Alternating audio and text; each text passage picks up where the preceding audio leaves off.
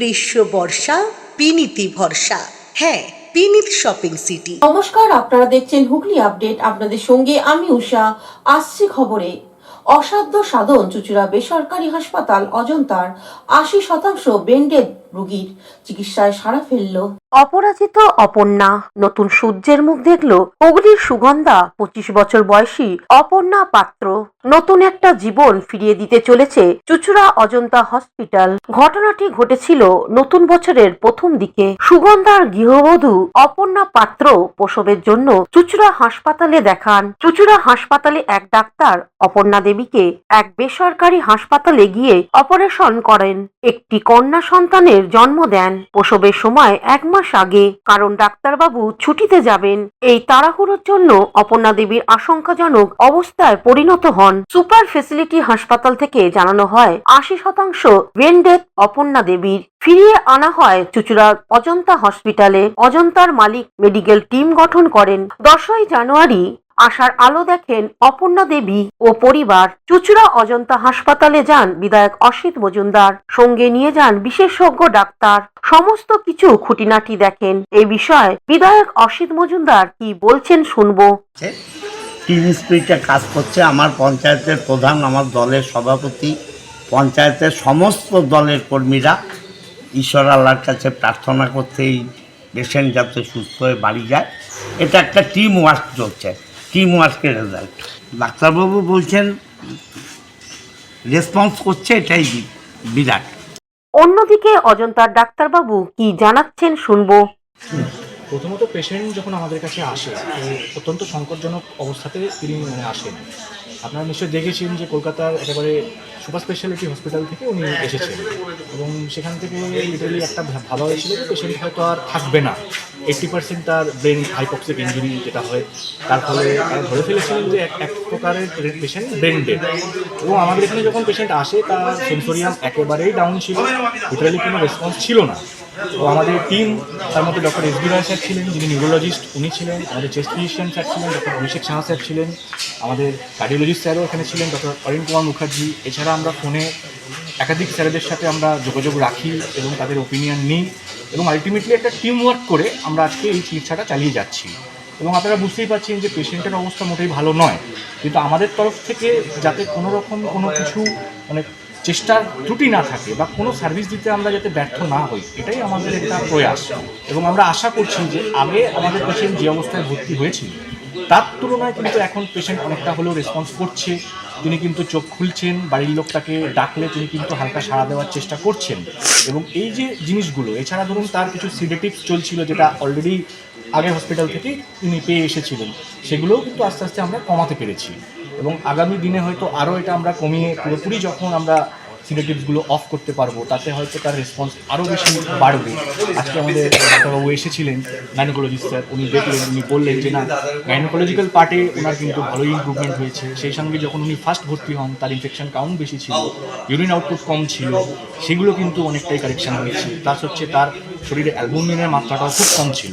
তো আমরা অ্যালবুমিন আমরা দিয়েছি স্যারেদের অ্যাডভাইস ফলো করে, এবং বর্তমানে কিন্তু কিছুটা হলেও পেশেন্টকে আমরা দেখতে পাচ্ছি যে হালকা হলেও একটু ইমপ্রুভ। এবং আমি অন্তত ব্যক্তিগতভাবে এটাই ভগবানের কাছে চাইবো যে এই পেশেন্ট যাতে তার বাচ্চার কাছে ফিরে যেতে পারে, এবং এটাই হবে আমাদের কাছে সবথেকে বড় অ্যাচিভমেন্ট। আমার নাম ডক্টর উজ্জ্বল মহন্ত, আর আমি বর্তমানে ডক্টর দেওয়াল স্যারের সাথেই রয়েছি। ডক্টর উজ্জ্বল মহন্ত। ও অপর্ণা পরিবারের পক্ষ থেকে কি জানানো হয়। ঠাকুর আমাদের দিকে একটু মুখ চেয়ে তাকাচ্ছে, যেটা একদমই তাকাচ্ছিল না। এখন সবই ভগবানের উপরে আর আমাদের অজন্তা নার্সিংহোমের সঞ্জয়দার উপরে সমস্ত কিছু আমরা দায়িত্ব দিয়ে এখন চিন্তামুক্ত হয়েছি।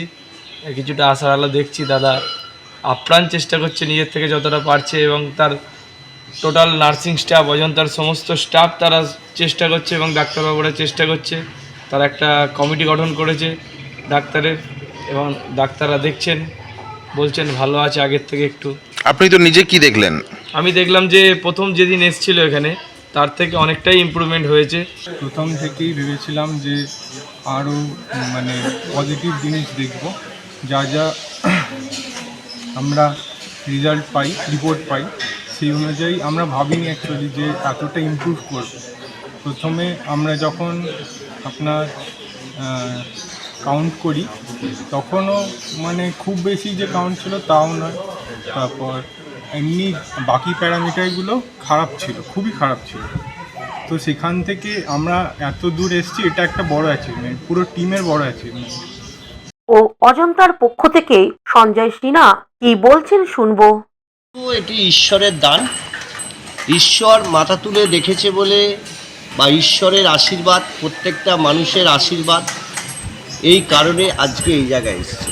আর আমাদের অল স্টাফ, সে একজন নার্সিং স্টাফ, একজন টেকনিশিয়ান, ইন হাউস ডক্টর, সবাই মিলে মানবিকতা দিয়ে আমাদের এই পেশেন্টটাকে চিকিৎসা আমরা করছি এবং আমরা চিকিৎসা চালাচ্ছি।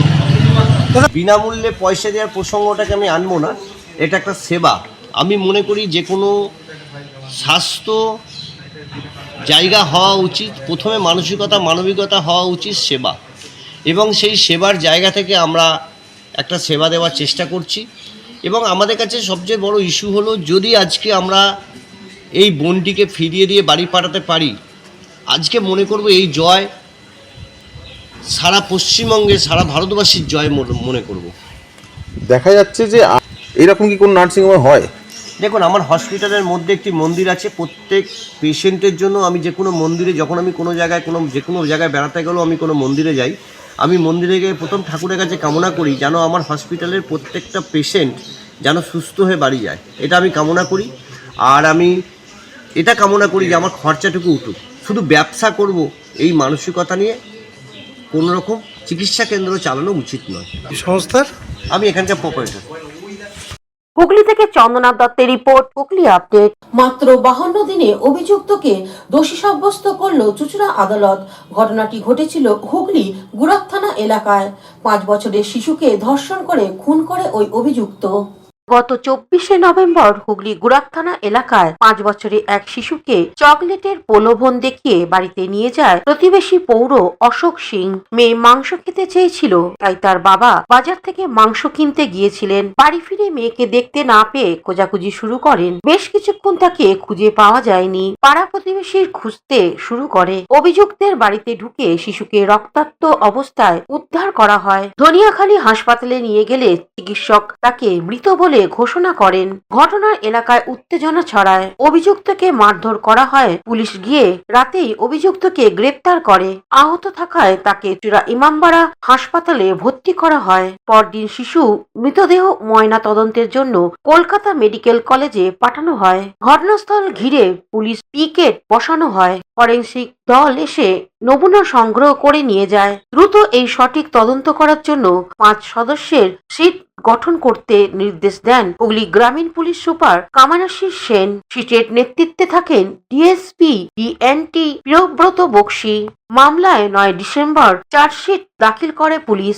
11 তারিখ চার্জ গঠন হয়। তারপর সাক্ষ্য গ্রহণ শুরু হয়। মোট 27 জনের সাক্ষ্য নেওয়া হয়। সেই মামলার রায় দান করেন চুঁচুড়া পক্সো আদালতের বিচারক চন্দ্রপ্রভা চক্রবর্তী।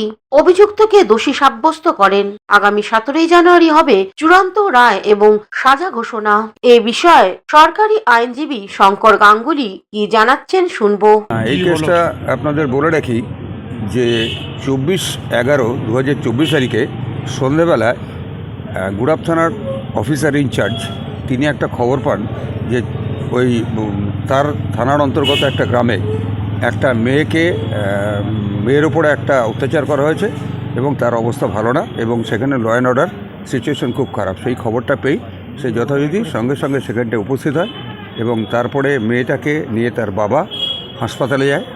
হাসপাতালে যাওয়ার পরে মেয়েটাকে দেখা যায় যে সে মৃত অবস্থায় এসছে।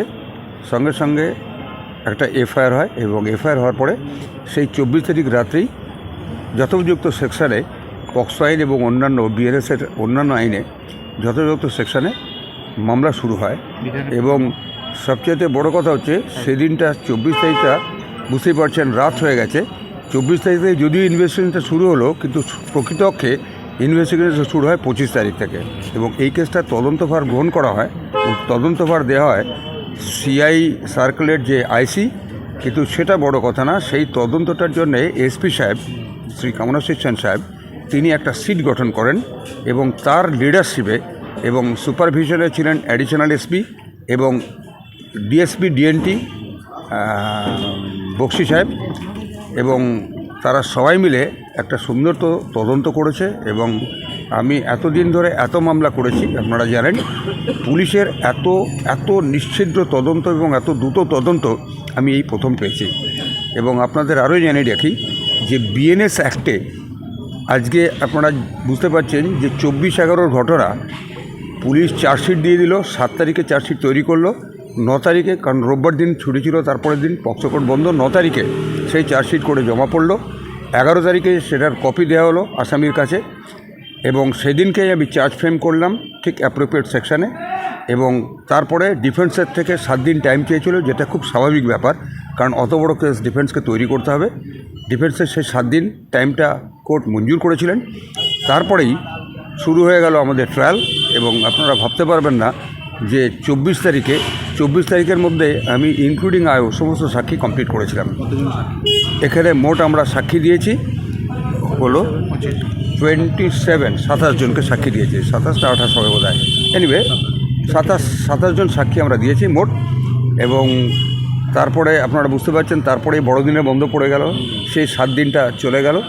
এবং তৎসত্ত্বেও এটাই বোধহয় যতদূর আমার মনে পড়ছে, এই নতুন যে আইনটা হয়েছে বিএনএসে, তাতে এটাই ভারতবর্ষের দ্রুততম বিচার পর্ব শেষ হলো। আমাদের যে মহামান্য আদালত পক্সকোটের চন্দ্রপ্রভাত চক্রবর্তী, তিনি অসাধারণ দক্ষতার সঙ্গে এই মামলাটা নিপুণভাবে খুব তাড়াতাড়ি বিচার পর্ব শেষ করেছেন। আজকে আসামিকে দোষী সাব্যস্ত করা হয়েছে এবং আগামী 17 তারিখে তার সাজা ঘোষণা হবে। দেখুন, যা কেসটা হয়েছে, যেভাবে মেয়েটাকে রেপ করে মার্ডার করা হয়েছে, তার সায়েন্টিফিক এবং মেডিকেল এফএসএল সমস্ত, এবং প্রকৃত অর্থে প্রত্যেকটা সাক্ষীর সাক্ষ্য অনুযায়ী এ কেসে আমি তো চাইব মৃত্যুদণ্ড। দেখুন, বিচারক সাজাটা দেবেন বিচারক, সেটা পুরোটাই তার ব্যাপার, ও কথা আমি কিছু বলতে পারি না। তবে আমার যেটা বক্তব্য, যে এই কেসের আমি সর্বাঙ্গভাবে প্রমাণ করতে পেরেছি, সুতরাং মৃত্যুদণ্ড হবে যথোচিত সাজা। এবং আমি আপনাদের জানিয়ে রাখি যে এত দ্রুততার সঙ্গে এই মামলাটা করতে পারার জন্য আমি নিজেও খুব আনন্দিত। আমি আমাদের মহামান্য মুখ্যমন্ত্রী এবং মহামান্য আইনমন্ত্রীর কাছে কৃতজ্ঞ। তারা আমার পরে আস্থা রাখতে পেরেছিলেন এবং তাদের সেই আস্থাটা তারা যে রেখেছিলেন সেটা আমি পূরণ করতে পেরেছি বলে আমি ভীষণ আনন্দিত। হুগলি থেকে পানুপালের সঙ্গে চন্দনা দত্তের রিপোর্ট, হুগলি আপডেট। এখন নিয়ে নেব বিজ্ঞাপন বিরতি। বিরতির পর থাকছে বলাগড়ের গঙ্গা ভাঙন। শীত, গ্রীষ্ম, বর্ষা, পিনিতি ভরসা। হ্যাঁ, পিনিত শপিং সিটি। যে কোনো মরশুমের রেডিমেড জামা কাপড় পাওয়া যায় একই ছাদের তলায়। ছোট থেকে বড়, পুরুষ, মহিলা ও শিশুদের একমাত্র নির্ভরযোগ্য প্রতিষ্ঠান। শীতকালীন যে কোনো শাড়ি, জিন্স, টপ, কুর্তি, চুড়িদার, পাঞ্জাবি মানেই পিনিত শপিং সিটি। আখন বাজার, চুঁচুড়া, Hooghly. Enjoy a weekend at Vedam, the paradise of peace. A home away from home.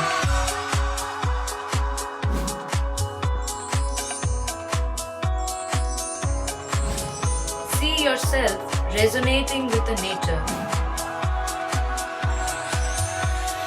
Vedam welcomes you to create your best memories. Amala nursing home. Potshati, your ultimate destination for weekend leisure. Marriage, conference, shooting, and get together all are in one roof. Yes, think about Potshati, Hugli.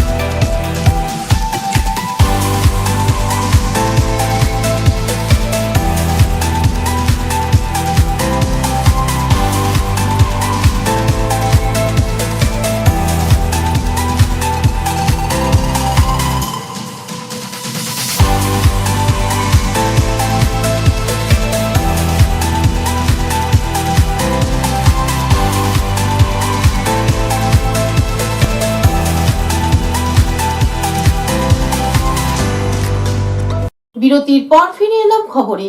গঙ্গার ভাঙন পরিদর্শনে বলাগড়ে এলো কেন্দ্রীয় প্রতিনিধি দল। বলাগড়ে গঙ্গার ভাঙন বাড়ছে। প্রতি বছরেই গঙ্গার ভাঙনে তলিয়ে যায় চাষযোগ্য জমি, ঘরবাড়ি। অবিলম্বে গঙ্গার ভাঙন রুখতে হবে, এই আর্জি সংসদে জানিয়ে দিলেন হুগলির সাংসদ রচনা ব্যানার্জি। কেন্দ্রীয় সরকারের এক প্রতিনিধি দল আসেন বলাগড়ে, সঙ্গে ছিলেন সাংসদ রচনা ব্যানার্জি।